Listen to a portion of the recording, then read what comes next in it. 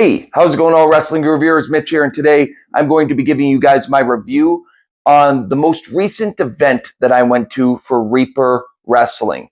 This is my Reaper Wrestling review for the event on June 27th, which was Reaper Rising. Wow, what an event. What an event in Saskatchewan, what an event in Moose Jaw, Saskatchewan, out of all places, and what a great show.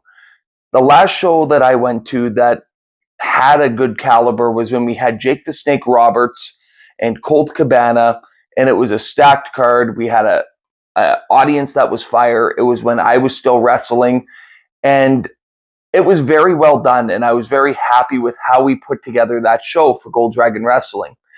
Now, fast forward now a number of years, and now we have Reaper Wrestling, where I've never heard of Reaper Wrestling until, like, I would say mid-February, where it started popping up on my Facebook, started showing up on my Instagram, and I'm like, these guys are going to be a one-off.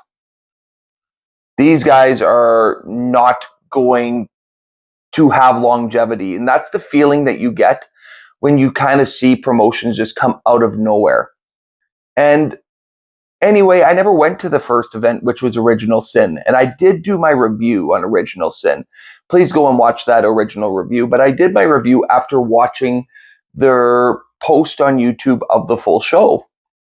And I watched the matches, and I fell in love with the opening match, which was the Dynamite Kid, Tommy Billington, against Michael Allen, Richard Clark, and they stole the show. It was such a well-done match. It was enjoyable.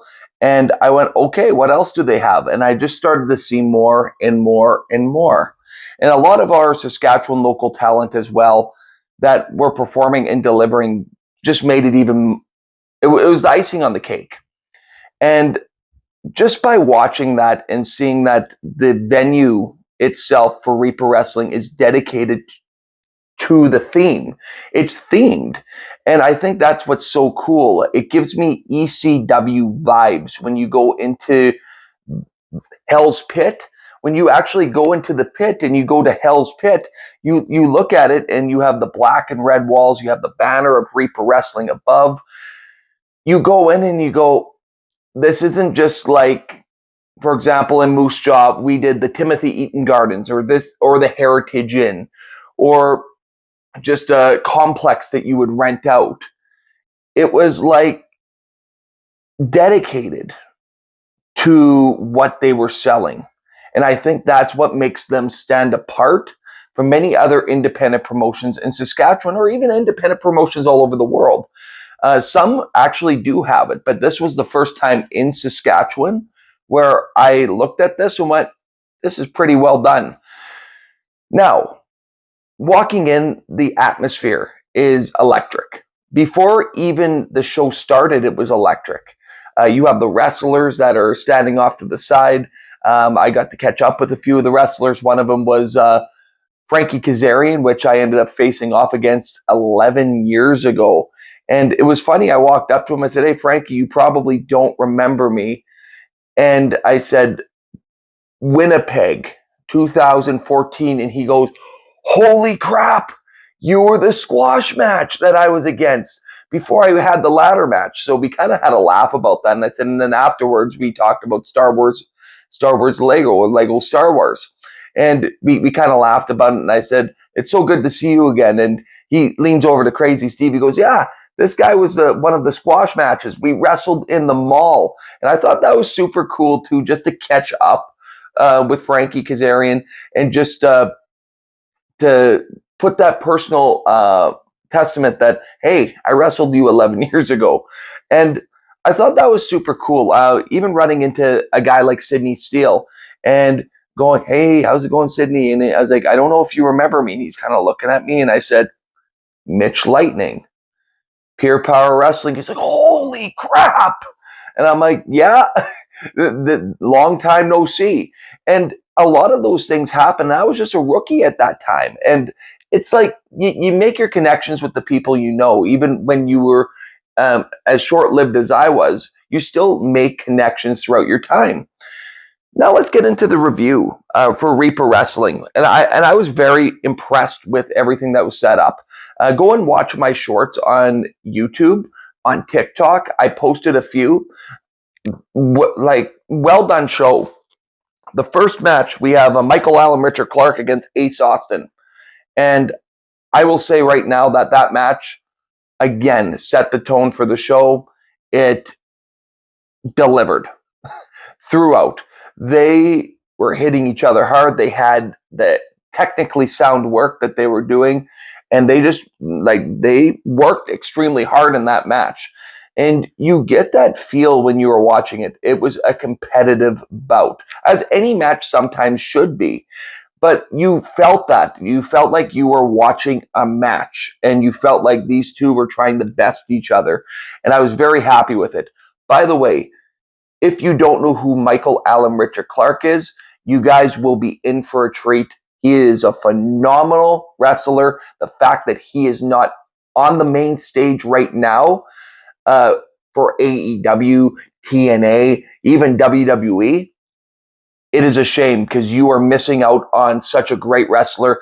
I believe he even went against Cody Rhodes when he was wrestling for High Impact Wrestling Wildside. And again, he's such a crisp worker, and you're definitely in for a treat watching Michael Allen Richard Clark. And Ace Austin, again, good job, boys. That was a great match and very enjoyable. The next match is a tag team match. Mike McSugar and Levi Knight facing off against former X Division champion Crazy Steve and Good Thelonious. And Crazy Steve, seeing him, that was awesome. But I want to touch on Mike McSugar and Levi Knight. Both those gimmicks, in wrestling, when you look at certain gimmicks or even characters that are being played, sometimes you'll just look at a show, we'll just throw a tag team out there. But these guys meshed well as a tag team, Levi Knight and McSugar. They were able to really sell both characters and mesh them into one, with having the disco and Mike McSugar's erotic dancing. All of that stuff was super good to see. And I was very, very happy to see McSugar back in the ring again. Levi Knight is a standout top-tier talent as well. And has had a bunch of different dark matches just for Ring of Honor, AEW, and the same thing with Michael Allen Richard Clark. Again, it's great to see Saskatchewan guys being headlined and being used in those top-tier matches. I was very happy with this match. And going back and forth, Good Thelonious has such an interesting character. Having the two puppets on his hand, they end up controlling whether the mitt is on his hand or not. And I love the spot in that match where all of a sudden you have, I think it was McSugar on the top rope, or it was either Levi Knight, and all of a sudden he's holding the puppet, and then you have Good Thelonious essentially completing the move while he was on standing ground in the middle of the ring. I thought that was super well done, and it's definitely things like that that add a different flair, a different feeling when you watch wrestling. It adds that mystical feel. It adds fun into wrestling, and I love seeing Good Thelonious. I loved his entrance, which was super, super cool as well. Coming out with a box and then lifting that box out, trying to top how long Undertaker's ring entrance goes. Man, this guy could be in contention for that, because his ring entrance with the glowing mask, with the light up cape, with the individual that was coming in with his chest, lifting that chest, the light coming through, and then smoke coming through it. Again, very enjoyable entrance. And for an independent show, again, in Moose Jaw, you're setting the standard right there. It wasn't just an entrance. It was entertaining, and it was so well done. You ended up with McSugar and Knight ending up getting the fall, and Crazy Steve was visibly upset, as you saw from a short. Crazy Steve ended up turning his back on Good Thelonious, hitting him with a steel chair, and then throwing him into a steel chair in the corner and storming out. These guys are obviously, and I can already get the feeling that they are going to have about in the near future, just with what they were producing. Very, very well done match, and very well done build up. So I'm very excited to see what's happening with their next show that they're going to be doing, because we could potentially see those guys face off very, very soon. So very well done tag team match. The third match leading into intermission was Miyu Yamashita versus Janai Kai. Again, I'm probably saying those horribly wrong, but that is what I'm saying. Those two, I will say, was the best women's match in Saskatchewan. And I'm not even going to say women's match. I'm going to say fight, because that's what it was. I've never been to a women's match where these guys just delivered on so many ends. This was a mixture of stiff and strong style. You hear the forearms to the back and you hear thuds. You hear the kicks, they're connecting. The drama, the fight that was in this match, in this fight. It was great to see. Seeing Yamashita against Kai, and you end up seeing that this is like a battle of MLW and AEW. It was well done, and to see these two women take on each other and lay it all on the line. The finish of the match was what really got me, and I put that up as a short on YouTube as well, where they go back and forth with kicks, and finally Kai ends up hitting her with a spinning kick, and then all of a sudden Yamashita hits her with the finish kick, and she ends up collapsing due to the kick, because they both hit each other, and you see that collapse pin from Kai going on top of Yamashita, and 1, 2, 3. And you see Miyu getting up and going, did I win? Did I win? What happened? And it's like, I would love to see a second match with these two in the near future. This was a match that left the fans in awe, standing ovation, and even just talking to some of the fans during that intermission, they were like, holy moly, what a match. And that's the biggest thing. It's talking to other people and going, that was just a pure fight. You could just tell it was a fight.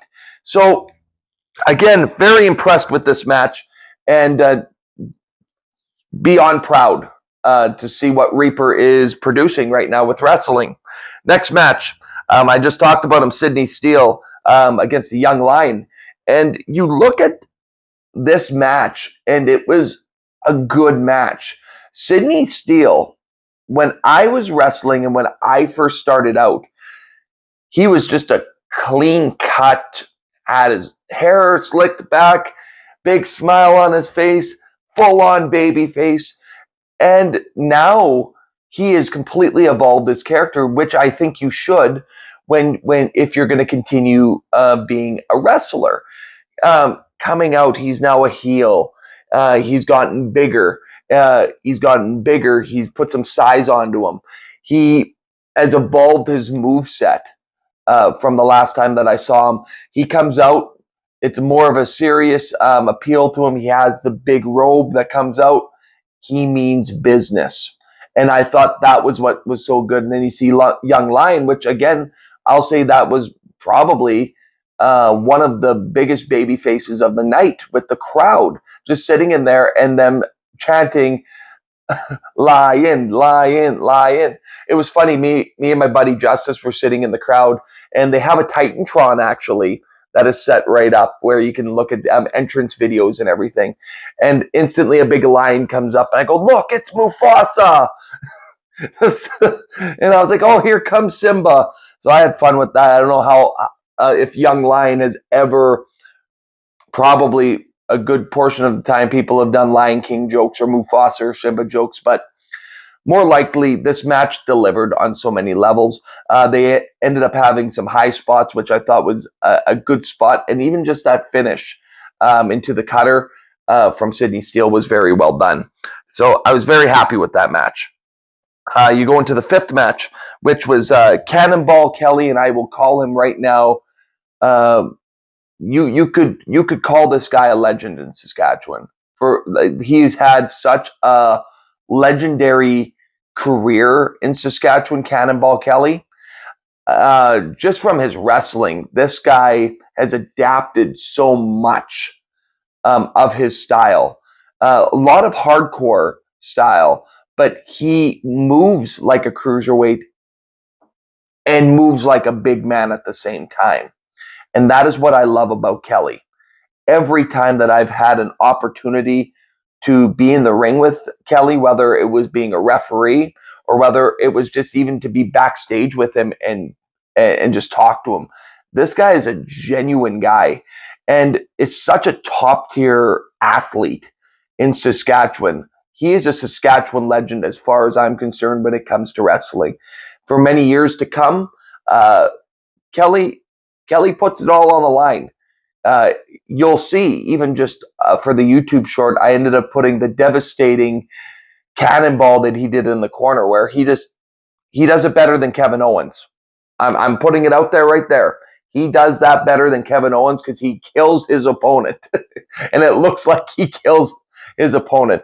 He's going against Jesse Bieber, and the one thing I'll touch on about this match in itself, Jesse Bieber has his own theme that is connected to his character. And this was a theme of Reaper Wrestling where every theme wasn't just some ordinary rock song. It had a connection. The same with Mike McSugar's song. Same thing with Levi Knight's song.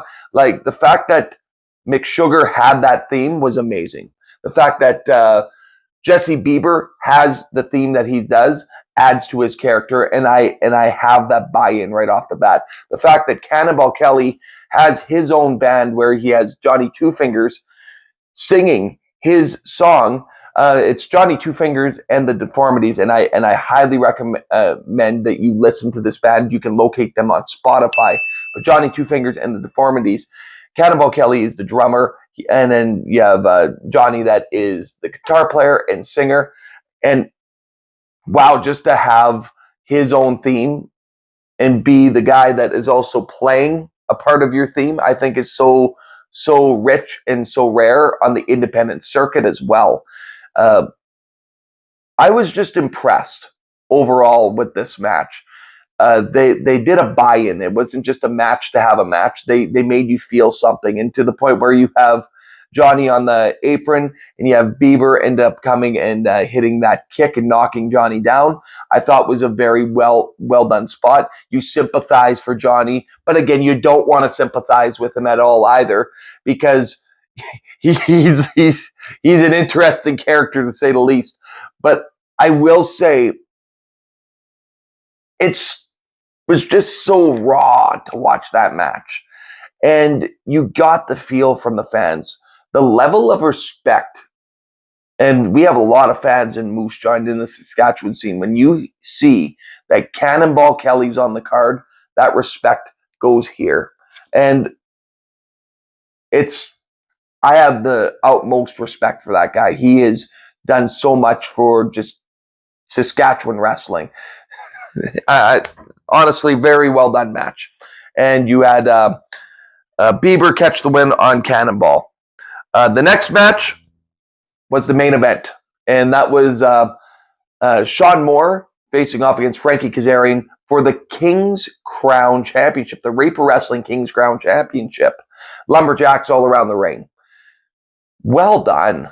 And I'm going to say this, well done, Reaper Wrestling, for the fact that you have a championship that isn't called the standard, the Reaper Wrestling World Champion, or the Reaper Wrestling World Heavyweight Champion, or the Reaper Wrestling International Heavyweight Champion of the World. Like, there's so many things that you see on independent promotions where it was the same with even Gold Dragon Wrestling, the Gold Dragon Wrestling Champion.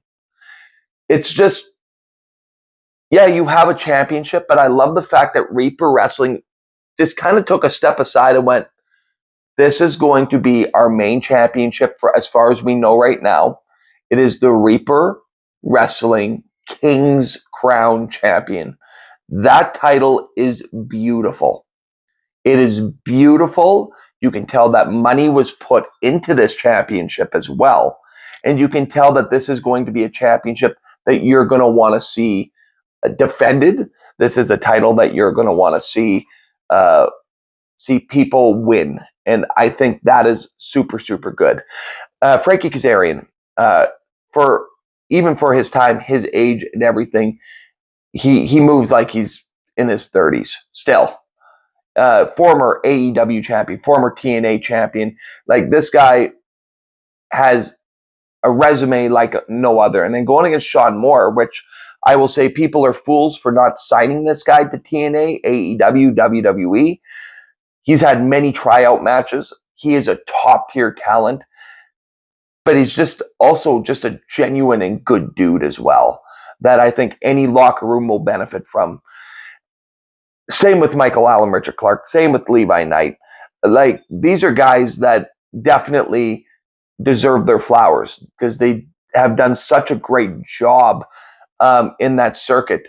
It's so same as Cannonballs. Like, the list goes on and on where you look at this, but the fact that they have not signed a Sean Moore yet is beyond me, because that guy can go.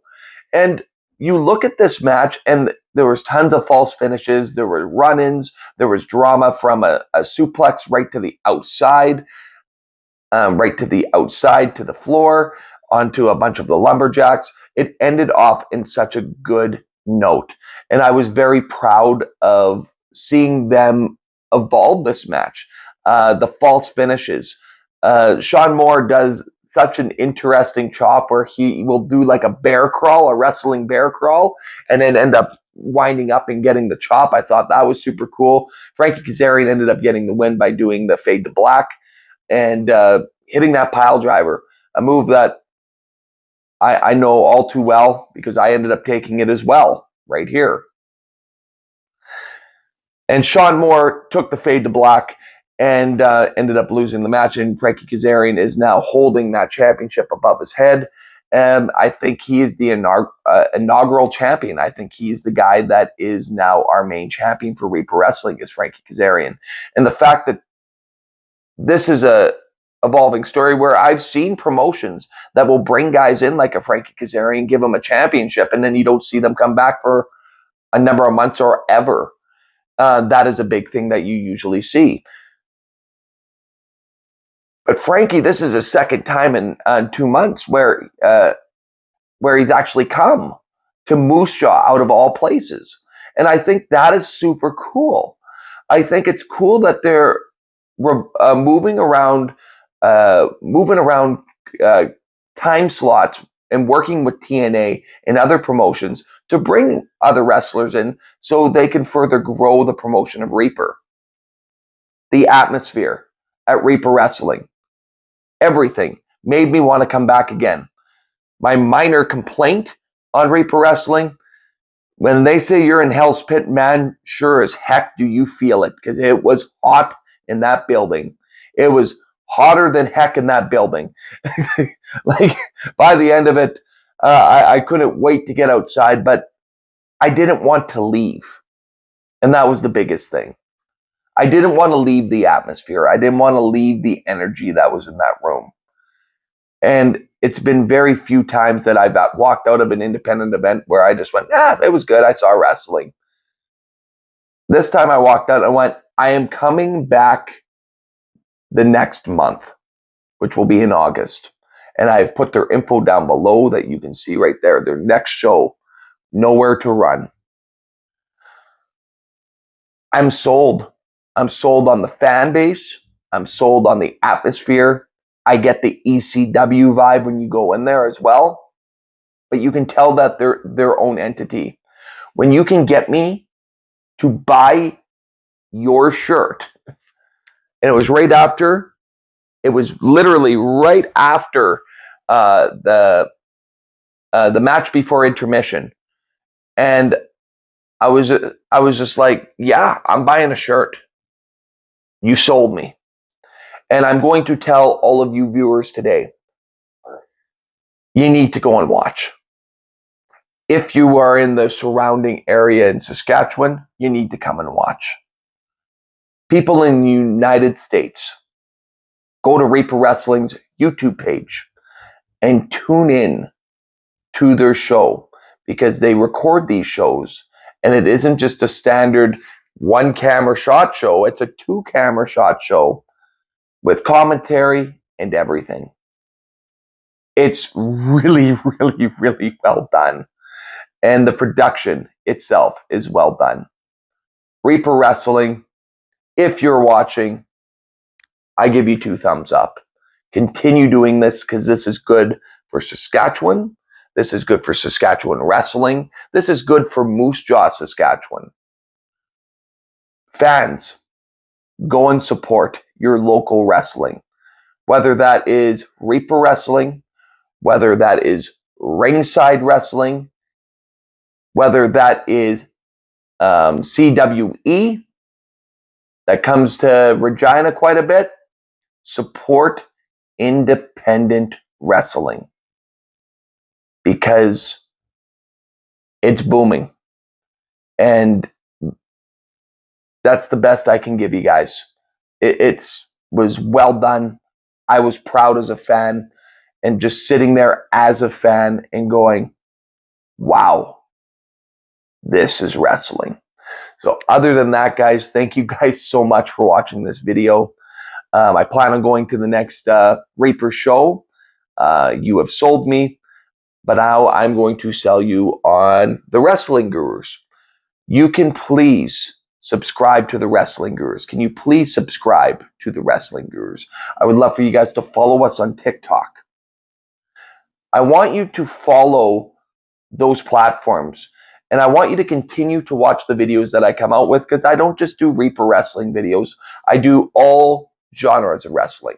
I do a lot of rants on things that I don't like, that I've seen in AEW or that I've seen in WWE. I do a lot of uplifting videos as well about sharing things like this. We just did a video on Vince McMahon and the downfall of him and TKO. And myself and Jared ended up doing that video. So please check that video out as well, because that was our first actual video aside from doing that Money in the Bank review. This was like our first video where we actually sat and talked about the history of Vince McMahon and the downfall of Vince McMahon. So with all of that being said, I thank you guys for watching this video. Make sure you follow us, and we'll see you guys later. Peace out.